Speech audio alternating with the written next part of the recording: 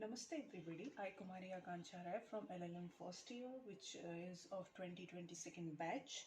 Now I am going to present a assignment which have been allotted on the topic Barcelona Traction Light and Power Company Limited, which is popularly known as Belgium versus Spain under public international law. Moving forward, the introduction about this case is this, that proceeding in the case concerning Barcelona Traction Light and Power Company Limited, in which this was a company which was originally registered under a Canadian government, and it was having a subsidiary companies in Spain and any other countries too. So there are certain very important principles which was involved because of this case, and in that case there is a loss regarding not paying interest by the certain government, and this company was getting failed to pay interest on the bond. So we will deal later on into the facts of the case, but there are certain important principles of international law which in large emerged out of this case. For facts of the case, Barcelona Traction Light and Power Company Limited incorporated in 1911 in Toronto, Canada, as I have already said, for the purpose of creating and developing electric power producing and distribution system in Spain. It formed a number of subsidiaries companies into different part of the world, in which Spain was one of them, and they were having different shareholders, a stakeholder of that company from the all over world, and in one of them was Belgium nationals were the part and parcel of that company by buying the share or the bond of the company.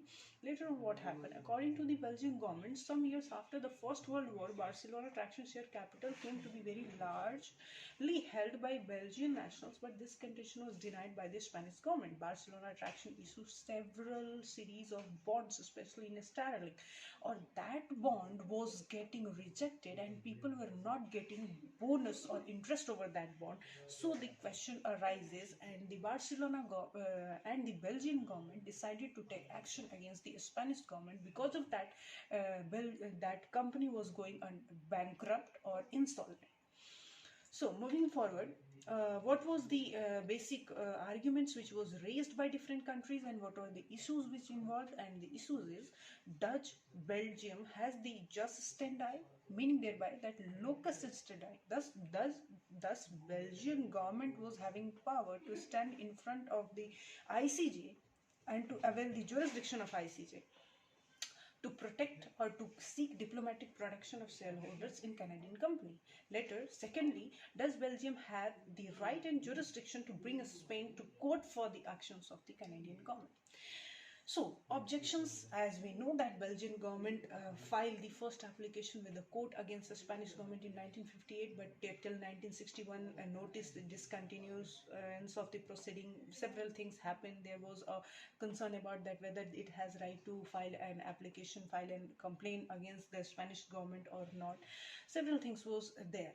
But later on, what was there, that there were certain principles which was looked after by the court, and in that the ICJ had raised certain principles, which is no absolute obligation. The court observed that when a state admitted into its territory foreign investment or foreign national, it was bound to extend to them the protection of law and assume obligations concerning the treatment to be afforded them. But such obligations were not absolute, subject to be domestic law, subject to be the different laws, and you will be obliged to do that.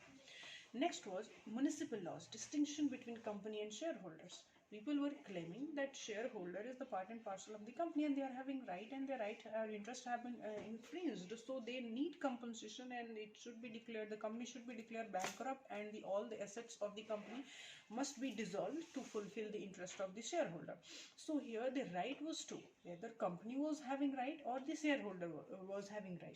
So lastly, it was held that shareholder was on the ultimate person or the ultimate interest holder of the company. So they are they are having right to claim for that. A wrong done to the company frequently cause prejudice to its shareholders. So ultimately, it's shareholder which need to be compensated. So next was diplomatic protection only exercised by nation state of a company, meaning thereby that the company which is registered into that state is having power to file case complaint against that company, not the subsidiaries state in which the subsidiary company have been installed, or the persons or nationals from which the shareholders are coming. No rule of international or expressly confers such a right on shareholders national estate.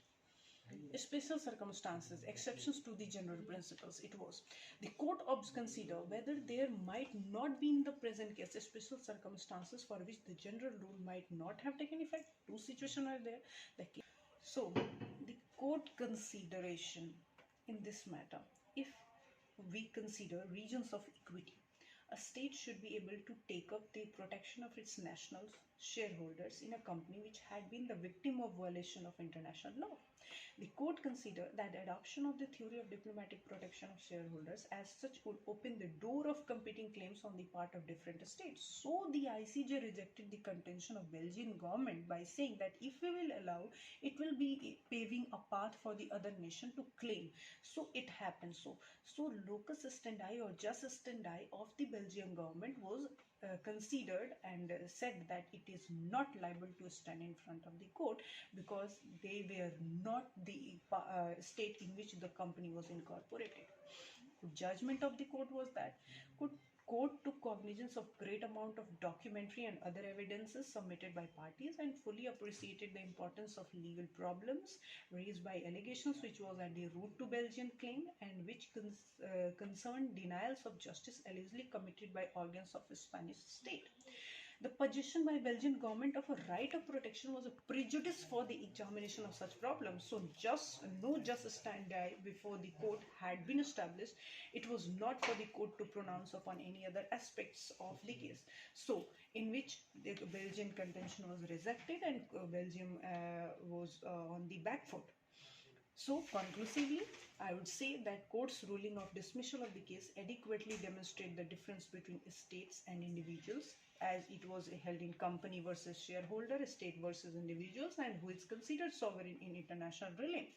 The court ruled in favor of Spain since Belgium had no jurisdiction to do so and the shareholders seeking compensation was not given diplomatic protection too.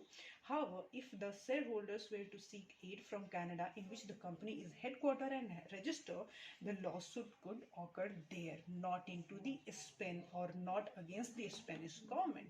So thus an individual can't bring a claim against the state since it is not given that authority. This case will be viewed as an excellent reference for the cases dealing with organizations and sovereign immunity claims and how to correctly deal with them. This is the brief of this case as I have told. Thank you so much.